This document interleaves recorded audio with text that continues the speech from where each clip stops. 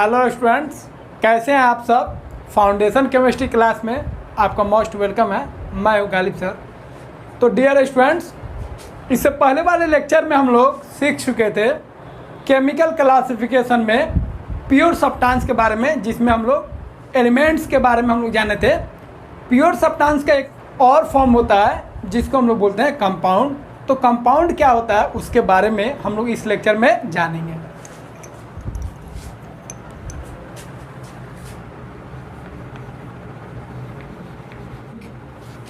Compound, और इसी को हम लोग हिंदी में बोलते हैं यौगिक। तो कंपाउंड किसको बोलते हैं, पहले उसका डिफिनेशन लिख लेते हैं। A compound is pure form of the substance and it is formed when two और मोर देन टू एलिमेंट्स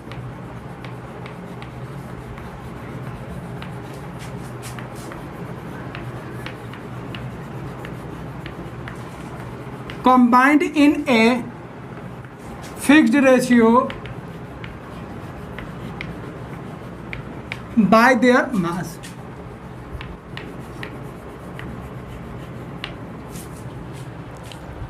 तो आपको पहले भी बता चुके हैं, प्योर सब्सटेंस का दो पार्ट होता है, दो रूप होता है। एक एलिमेंट होता है और एक कंपाउंड होता है। तो एलिमेंट हम लोग पढ़ चुके हैं, अब हम लोग पढ़ेंगे कंपाउंड के बारे में। तो कंपाउंड जो होता है एक प्योर सब्सटेंस का ही फॉर्म होता है, शुद्ध रूप होता है। तो कंपाउंड बनता कैसे है, तो जब दो या दो से अधिक एलिमेंट्स अपने मास के फिक्स्ड रेशियो में कंबाइंड होते हैं, मिलते हैं, तो क्या बनता है, कंपाउंड बनता है। अब इसी को हम लोग हिंदी में लिखेंगे, यौगिक पदार्थ का शुद्ध रूप होता है जब दो या दो से अधिक तत्व अपने भार के निश्चित अनुपात में मिलते हैं तो यौगिक का निर्माण करते हैं। तो यहाँ पे क्लियर है, यौगिक जो है, कंपाउंड जो है, सब्सटेंस का, पदार्थ का शुद्ध रूप होता है। और जब दो या दो से अधिक तत्व अपने भार के निश्चित अनुपात में मिलते हैं तो किसका निर्माण होता है, यौगिक का निर्माण होता है। इसका हम लोग ध्यान रखेंगे। अब इसको कॉपी कीजिए, फिर हम लोग आगे बढ़ते हैं।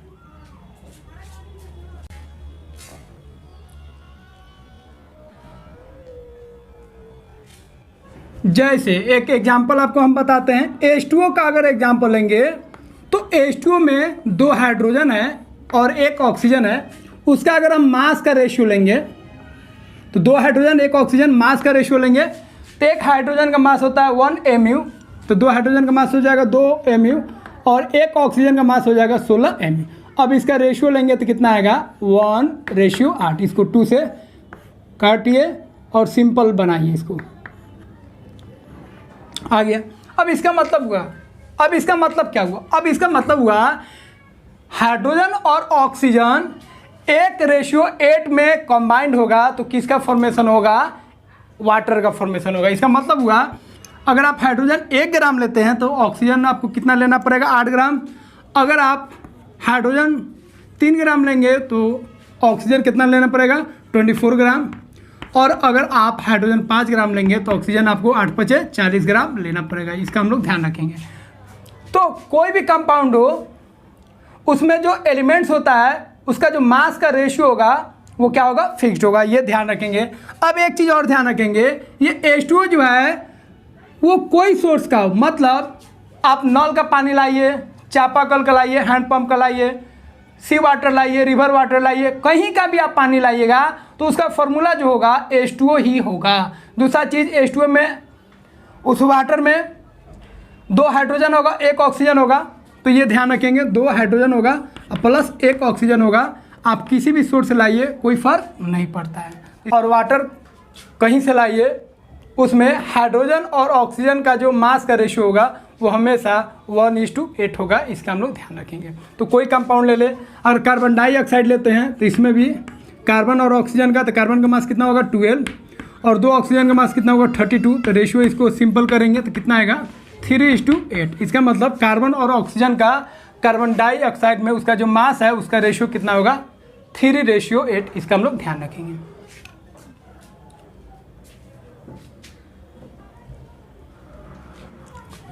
अब एक चीज का ध्यान रखेंगे, एलिमेंट को हम लोग कोई फिजिकल और केमिकल मेथड, भौतिक और रासायनिक विधि द्वारा उसको हम लोग तोड़ नहीं सकते हैं, डिकम्पोज नहीं कर सकते हैं, लेकिन यौगिक को, कंपाउंड को हम लोग एक सुटेबल केमिकल मेथड द्वारा उसको हम लोग डिकम्पोज कर सकते हैं। A compound can be decomposed into its simpler substances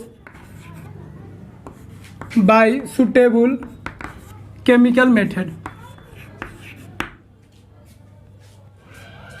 इसी को हम लोग हिंदी में लिखेंगे, यौगिक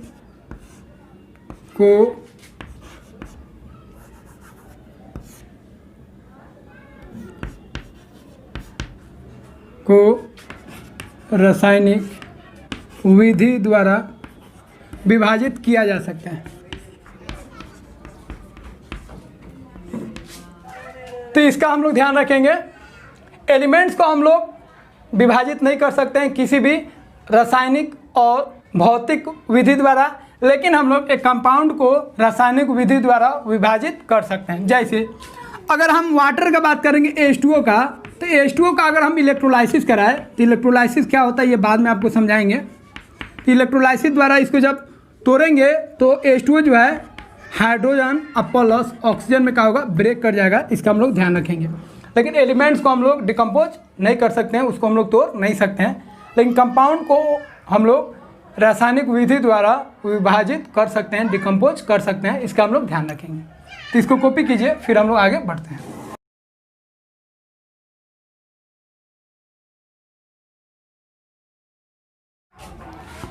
अब हम लोग ध्यान रखेंगे, कंपाउंड जो होता है 2 टाइप का होता है।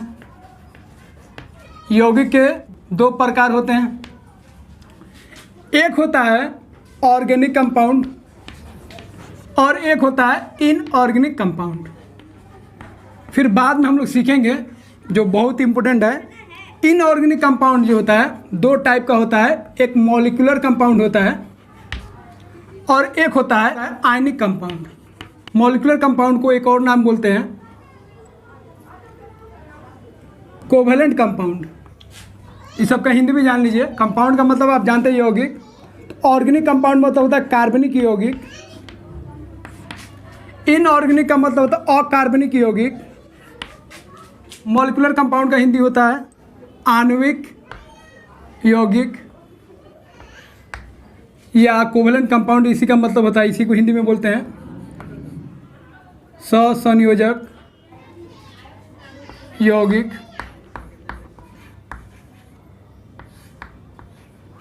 और आयनिक कंपाउंड का हिंदी होता है आयनिक यौगिक। इसको हम लोग ध्यान रखेंगे। तो वो हम लोग अगले लेक्चर में सीखेंगे और उसका नेमिंग करना सीखेंगे, जो बहुत बहुत इंपॉर्टेंट है। इस लेक्चर में हम लोग इसका पहले सीख लेते हैं, ऑर्गेनिक कंपाउंड किसको बोलते हैं और इनऑर्गेनिक कंपाउंड किसको बोलते हैं। तो ऑर्गेनिक कंपाउंड का सिर्फ डिफिनेशन जानेंगे, इसका पूरा ब्रांच ही पढ़ना है 11 और 12 में। तो जब चैप्टर आएगा तो हम लोग डिटेल में पढ़ेंगे, लेकिन इनऑर्गेनिक कंपाउंड हर एक चैप्टर में आएगा, इसीलिए इसका हम लोग नेमिंग जरूर सीखेंगे।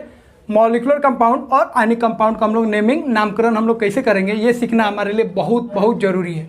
और इसका नेमिंग हम लोग जब चैप्टर आएगा तब हम लोग सीखेंगे। तो ऑर्गेनिक कंपाउंड बोलेंगे those compounds which are obtain from living source like plants and animals। Inorganic compound बोलेंगे those compounds which are obtain from non living source like rocks and minerals. तो समझ लेते हैं, फिर उसका हिंदी हम लिख देंगे। तो ऑर्गेनिक कंपाउंड मतलब कार्बनिक यौगिक का मतलब होता है ऐसे कंपाउंड्स ऐसे यौगिक जो लिविंग सोर्स से आए, जीवित स्रोतों से आए, वैसे कंपाउंड्स को हम लोग क्या बोलेंगे? Organic compounds. जैसे प्लांट्स और एनिमल से जो भी कंपाउंड्स आएंगे उसको हम लोग क्या बोलेंगे? Organic compounds. और जो अजीवित स्रोतों से जो कंपाउंड्स, जो यौगिक प्राप्त होंगे उनको हम लोग क्या बोलते हैं? उनको हम लोग बोलते हैं इनऑर्गेनिक कंपाउंड्स।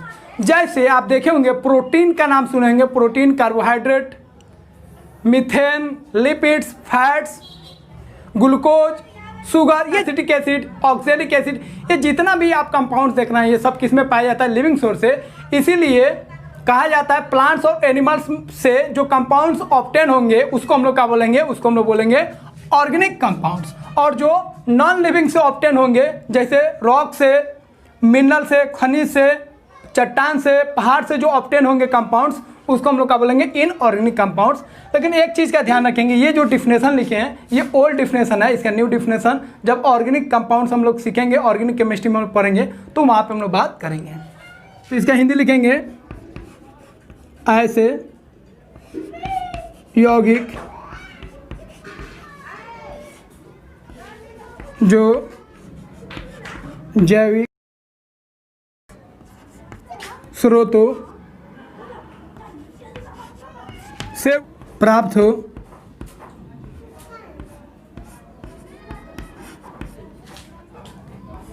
जैसे जीव तथा पौधों,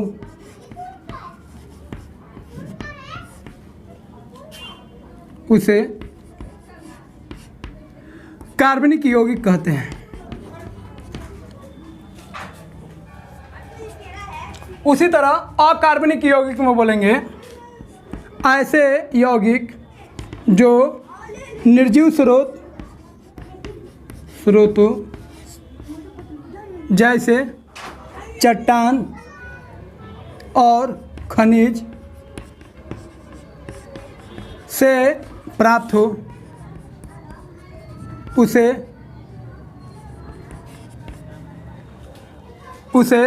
अकार्बनिक यौगिक कहते हैं।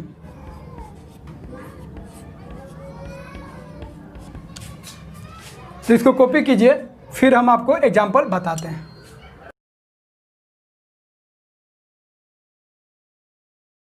ऑर्गेनिक कंपाउंड क्या है, इनऑर्गेनिक कंपाउंड क्या है, सीख गए। अब इसका एग्जाम्पल हम लोग देखते हैं। ऑर्गेनिक कंपाउंड्स में ध्यान रखेंगे, इसमें कार्बन का होना मस्ट है। कार्बन के अलावा और भी एलिमेंट होते हैं लेकिन कार्बन का होना इसमें ज़रूरी है। इनऑर्गेनिक कंपाउंड में कार्बन का होना जरूरी नहीं है। कार्बन हो भी सकता है, नहीं भी हो सकता है, लेकिन इसमें मस्ट कार्बन होगा। तो ध्यान रखेंगे, इट मस्ट कंटेन कार्बन। इसमें लिखेंगे इट मे और मे नॉट कंटेन कार्बन। इसी को आप हिंदी में लिख लीजिए, इसमें कार्बन का होना अनिवार्य है। और इसको हिंदी में लिख लीजिए, इसमें कार्बन का होना अनिवार्य नहीं है। जैसे अगर एग्जाम्पल देखेंगे तो आप जानते हैं protein, fat, carbohydrate, methane, CH4 को क्या बोलते हैं? मीथेन। बहुत यूज होता है ये सब, ऑर्गेनिक कंपाउंड में पढ़ेंगे। एसिटिक एसिड, ग्लूकोज,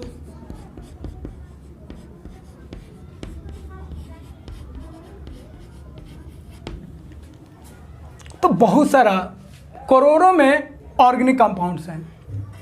तो हम लोग जब चैप्टर आएगा तो उसमें विस्तार से पढ़ेंगे। अब एक चीज़ का ध्यान रखेंगे, बहुत सारे ऐसे भी कंपाउंड्स होंगे जिसमें कार्बन तो होंगे लेकिन उसको हम लोग ऑर्गेनिक कंपाउंड्स नहीं बोलेंगे, क्योंकि इनका जो गुण है वो ऑर्गेनिक कंपाउंड्स के साथ नहीं मिलता है। जैसे कार्बन डाइऑक्साइड, कार्बन मोनोऑक्साइड या सभी कार्बोनेट का फॉर्मूला आप जानते हैं, CO3 वाले यौगिक। तो जितने भी कार्बोनेट वाले यौगिक है, सोडियम कार्बोनेट, ये सब जितना भी देख रहा है जिसमें कार्बन आ रहा है, या कार्बन डाइऑक्साइड या कार्बन मोनोऑक्साइड, ये आपका ऑर्गेनिक कंपाउंड नहीं है। याद रखेंगे, नॉट ऑर्गेनिक कंपाउंड। कार्बन है फिर भी इसको ऑर्गेनिक कंपाउंड हम लोग नहीं बोलेंगे। और इनऑर्गेनिक कंपाउंड में जितना भी कंपाउंड बच गया सबको बोलेंगे इनऑर्गेनिक कंपाउंड। जैसे वाटर का नाम सुने होंगे, वाटर, अमोनिया,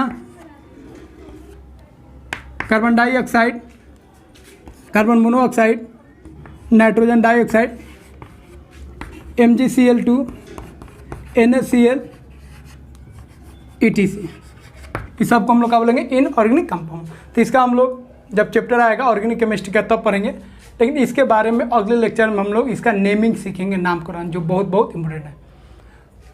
तो एक बार फिर से रिपीट कर देते हैं। तो कंपाउंड दो तरह के होते हैं, एक होता है ऑर्गेनिक कंपाउंड जिसको हिंदी में बोलते हैं कार्बनिक यौगिक, एक होता है इनऑर्गेनिक कंपाउंड जिसको हिंदी में बोलते हैं अकार्बनिक यौगिक।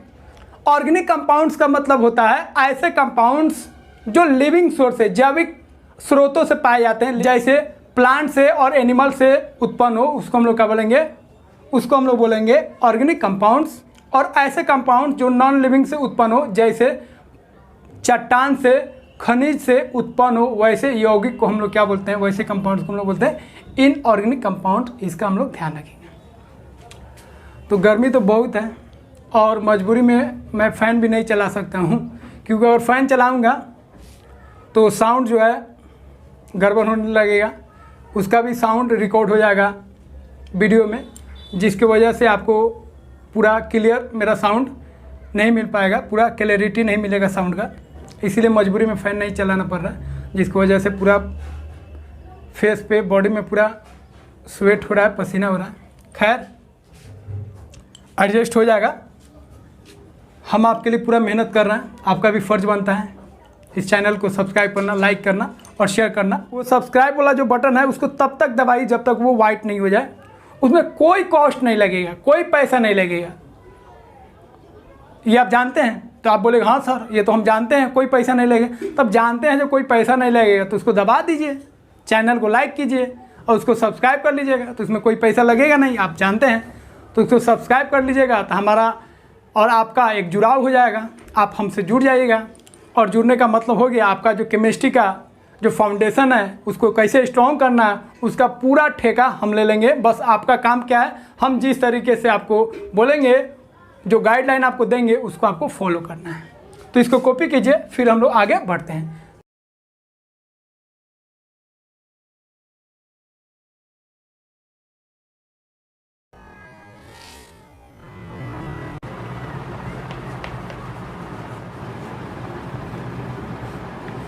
तो प्योर सब्सटेंस में एलिमेंट्स कंपाउंड्स के बारे में जान गए। अब हम लोग इम्प्योर सब्सटेंस के बारे में पढ़ेंगे। इम्प्योर सब्सटेंस क्या होता है हम लोग जानते हैं, बता चुके हैं आपको। अब इम्प्योर सब्सटेंस में आता है मिक्सचर। मिक्सचर को हम लोग क्या बोलते हैं, इम्प्योर सब्सटेंस। तो मिक्सचर में दो टाइप होता है। तो पहले हम बात करते हैं मिक्सचर का। मिक्सचर क्या होता है, तो मिक्सचर का पहले डिफिनेशन लिख लेते हैं, फिर आपको बताते हैं। When 2 or more than 2 substances combined in any ratio, then a mixture is formed। इसी को हम लोग हिंदी में लिखेंगे, जब दो या दो से अधिक पदार्थ किसी भी अनुपात में मिलते हैं तो मिश्रण का निर्माण होता है या मिश्रण बनता है।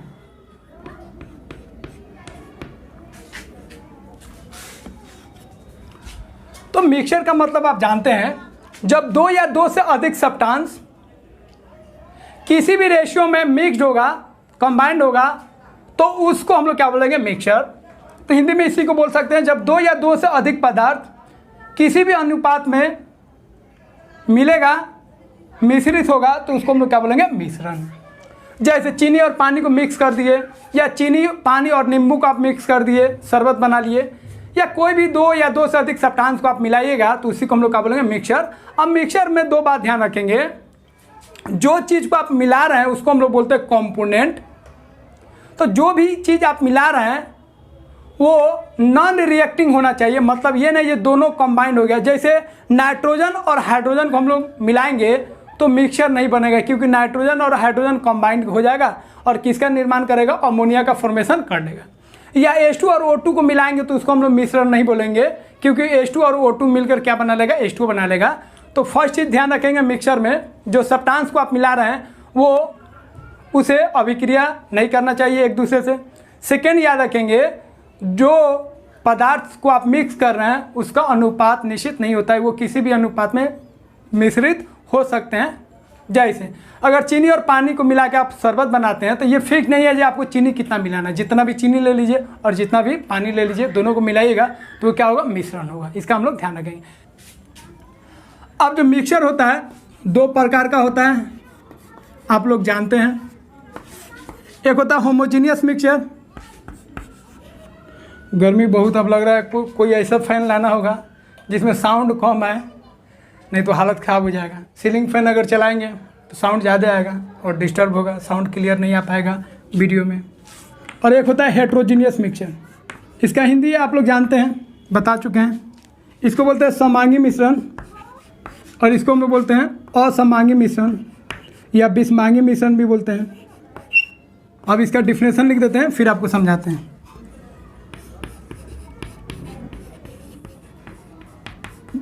Those mixture whose composition is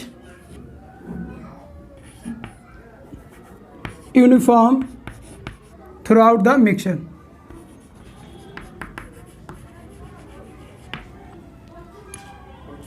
और इसको बोलेंगे those mixture whose composition is not uniform through out the mixture, या इसी को बोलेंगे बल्क।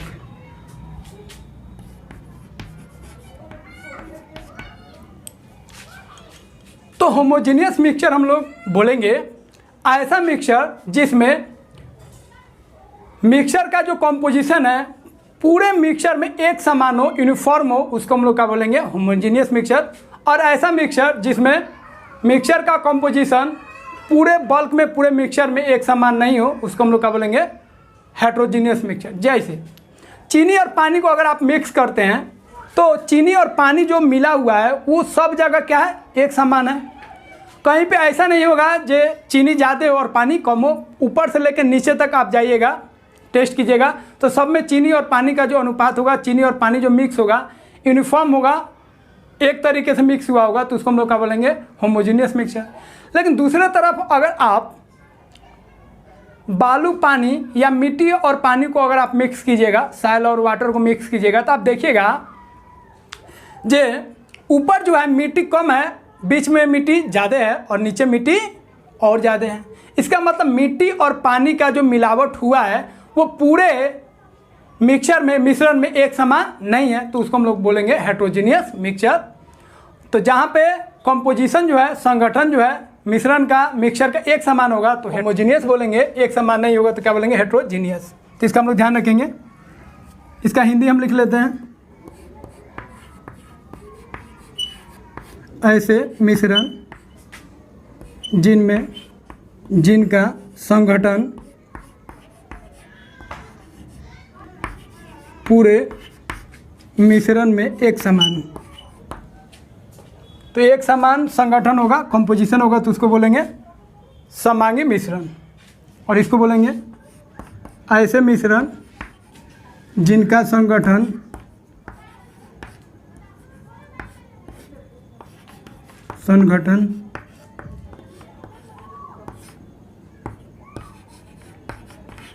पूरे मिश्रण में एक समान नहीं हो।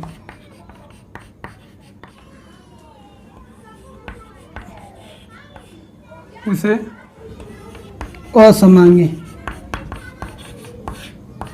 मिश्रण कहते हैं। तो इसका हम लोग ध्यान रखेंगे, होमोजीनियस और हेट्रोजीनियस। इसको डिटेल में 12 में हम लोग पढ़ेंगे, बस थोड़ा सा जानना था। होमोजीनियस मिक्सचर के एग्जांपल आप लिख सकते हैं, वाटर प्लस शुगर, चीनी और पानी, वाटर प्लस अल्कोहल। इधर आप लिख सकते हैं water plus sand, water plus oil, oil मतलब तेल होता है। तो इस तरह बहुत सारे एग्जाम्पल हेट्रोजीनियस मिक्सचर का हो जाएगा और बहुत सारा एग्जाम्पल होमोजीनियस मिक्सचर का हो जाएगा। अब एक चीज़ और ध्यान रखेंगे, लास्ट बात, होमोजीनियस मिक्सचर को ही हम लोग बोलते हैं सॉल्यूशन, याद रखेंगे, जिसको हिंदी में हम लोग बोलते हैं विलियन। तो ये भी वर्ड बार बार आता है। होमोजीनियस मिक्सचर को हम लोग क्या बोलेंगे, विलियन, या उसी को इंग्लिश में बोलते हैं सॉल्यूशन। तो मिक्सचर क्या होता है समझ गए, मिक्सचर का 2 प्रकार होता है, ये हम लोग समझ गए। तो इसको कॉपी कीजिए, फिर हम लोग आगे बढ़ते हैं।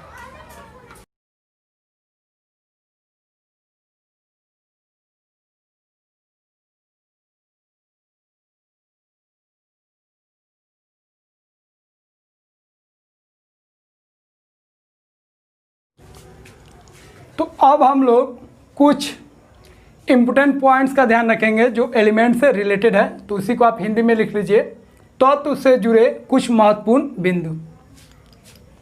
तो याद रखेंगे ये सब जनरल क्वेश्चन है, तो इसलिए इसका हम लोग ध्यान रखेंगे। हार्डेस्ट सब्सटेंस कौन है, अगर सब्सटेंस में बात करेगा पूरे पदार्थ में सबसे हार्ड कौन है, तो वो होता है डायमंड। और डायमंड हम लोग जानते हैं कार्बन का एलोट्रोप होता है, वो एलोट्रोप का हिंदी होता है अपरूप। तो कार्बन का अलग अलग एलोट्रोप होता है, जिसमें डायमंड, ग्रेफाइट, फ्लोरीन ये सब आता है। उसके बाद हेवीएस्ट एलिमेंट अगर बात करेंगे, सबसे भारी तत्व तो ऑस्मियम आएगा। लाइटेस्ट एलिमेंट सबसे हल्का तत्व कौन होगा, तो हाइड्रोजन होगा। सबसे हार्डेस्ट मेटल का बात करेंगे तो 2 तरह का आएगा, एक आएगा टंगस्टन, एक आएगा टाइटेनियम। तो टंगस्टन जो होता है ब्रिटल होता है, भंगुर होता है, वो ज़्यादा लोड सहने पर टूट जाता है, इसीलिए कौन आ जाएगा, टाइटेनियम। तो दोनों याद रखेंगे। तो लोड सहने में अगर मजबूती देखेंगे तो टाइटेनियम आएगा, इस तरह मजबूती देखेंगे मजबूत तत्व तो कौन आएगा, टंगस्टन आएगा। मोस्ट कॉस्टली एलिमेंट की बात करेंगे, सबसे महंगा तत्व कौन आएगा, फ्रांसियम। टोटल लिक्विड एलिमेंट्स की बात करेंगे, कुल तत्व जो द्रव अवस्था में पाए जाते हैं तो 2 होंगे, एक मरकरी, एक ब्रोमीन। मरकरी को याद रखेंगे, ये किस में होंगे, मेटल में, और ब्रोमीन किस में होंगे, नॉन मेटल में, इसका हम लोग ध्यान रखेंगे। उसके बाद टोटल गैसेस एलिमेंट्स कितने होते हैं, तो 11 होते हैं, ध्यान रखेंगे, पूरा यहाँ पे लिख चुके हैं, पहले भी आपको बता चुके हैं। फर्स्ट मैन मेड एलिमेंट्स कौन है, टेक्नेटियम, इसका हम लोग ध्यान रखेंगे, 43 इसका एटॉमिक नंबर होता है। टोटल अगर बात करेंगे मैन मेड मतलब मानव निर्मित तत्व तो वो होते हैं 18, किसी किसी बुक में 16 भी लिखा रहता है। तो अगर 18 मान लेंगे मैन मेड, तो टोटल नेचुरल एलिमेंट्स कितने हो जाएंगे, घटा लीजिए 118 में से, तो घटाएंगे कितना आएगा, 90। तो 90 हो जाएंगे नेचुरल एलिमेंट्स। लेकिन बहुत सारे बुक में आपको कितना देता है, 92, या किसी किसी बुक में 94 भी देता है। लेकिन एक्चुअल में देखेंगे तो कितना आएगा, नेचुरल एलिमेंट्स 90 आएगा, 90 आएगा, इसका हम लोग ध्यान। तो इसको कॉपी कीजिए, फिर और कुछ महत्वपूर्ण बात इसी से जुड़ा 10 कुछ और पॉइंट्स आपको हम बताते हैं।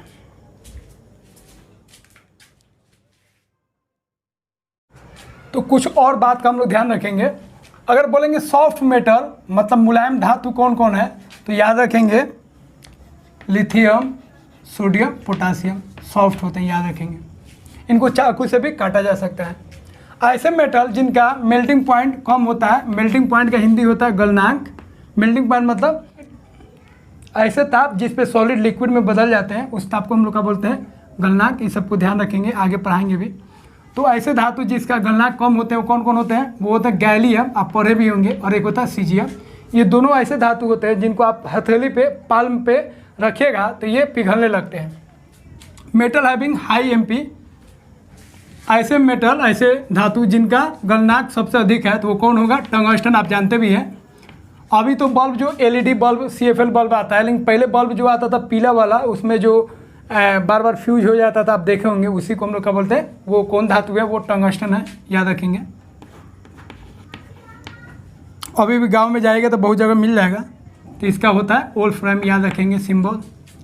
Substance having highest melting point, ऐसे पदार्थ जिनका मेल्टिंग पॉइंट सबसे अधिक होता है वो कौन होता है, डायमंड, याद रखेंगे। तो एक चीज़ और ध्यान रखेंगे, डायमंड एलोट्रोप होता है कार्बन का, इसका मेल्टिंग पॉइंट होता है 4000 सेल्सियस के लगभग। और जो टंगस्टन होता है उसका जो मेल्टिंग पॉइंट होता है वो होता है लगभग 3400 सेल्सियस के लगभग, इसको हम लोग ध्यान रखेंगे। अब ऐसे मेटल जो सबसे बेस्ट कंडक्टर होते हैं, सबसे अच्छे चालक होते हैं इलेक्ट्रिसिटी और हीट के, वो कौन कौन आएंगे, तो उसको ध्यान रखिएगा। सबसे बेस्ट होगा सिल्वर, और सिल्वर के बाद किसका नंबर आएगा, कॉपर। उसके बाद ऐसे नॉन मेटल जो गुड कंडक्टर होते हैं हीट और इलेक्ट्रिसिटी के, उसमें कौन आएगा, ग्रेफाइट, जानते भी होंगे। और ये भी जो होता है एलोट्रोप होता है किसका, कार्बन का। उसके बाद अगर हम देखेंगे सबसे मैलेबल, सबसे लचीला धातु कौन है, तो उसमें आप याद रखिए गोल्ड। गोल्ड का सिंबल होता है AU। उसके बाद सिल्वर बहुत सारा होगा, लेकिन सबसे बेस्ट कौन होगा, गोल्ड। अर्थ क्रस्ट में सबसे अधिक तत्व कौन पाए जाते हैं, तो ये याद रखिएगा, वो होगा आपका क्या, ऑक्सीजन। उसके बाद कौन होगा, सिलिकॉन, ये ध्यान रखिएगा। तो अर्थ क्रस्ट में सबसे अधिक पाए जाने वाले जो तत्व होते हैं वो कौन होते हैं, ऑक्सीजन, और उसके बाद कौन आता है, सिलिकॉन, और उसके बाद आता है अल्मुनियम। तो अल्मुनियम मेटल होता है, ध्यान रखेंगे। तो उसी को अगर बोलेंगे अर्थ क्रस्ट में सबसे अधिक पाए जाने वाले धातु कौन होते हैं, वो होते हैं अल्मुनियम, आपको ध्यान रखना है।